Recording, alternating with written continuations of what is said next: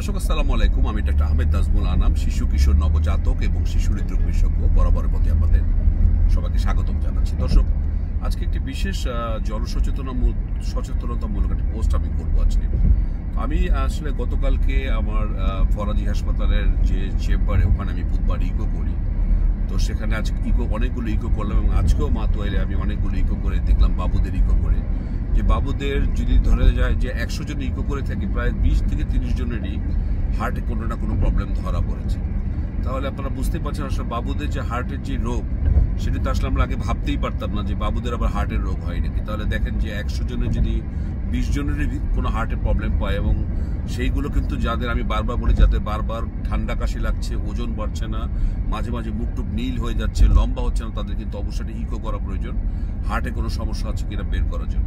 আপনারা জানেন আমি রিসেন্টলি কয়েকটি পোস্ট করেছি যে বাবুদের যদি হার্টের প্রবলেম হয়, যারা ফাইন্যান্সিয়াল কারণে অপারেশন করতে পারছেন না, তাদেরকে সাহায্যের একটি পথ হয়তো আমি দেখিয়ে দিতে পারি। এবং যে সমস্ত পেশেন্টদের বোন ম্যারো ট্রান্সপ্লান্ট করতে হবে, যারা ক্যান্সারের পেশেন্ট বা থ্যালাসেমিয়ার পেশেন্ট, যারা বোন ম্যারো ট্রান্সপ্লান্ট করতে পারছেন না, তাদেরকেও আর্থিকভাবে যাতে কোনোভাবে সহায়তা করা যায় সেই ব্যবস্থা আমি করে দেবো।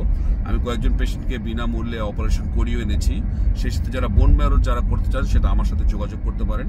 আর যেটা বললাম, বারবার ঠান্ডা কাশি লাগলে অবশ্যই আপনার বাবুকে ইকো করাবেন। আমি বুধবার ফরাজি হাসপাতালে ইকো করছি। ধন্যবাদ।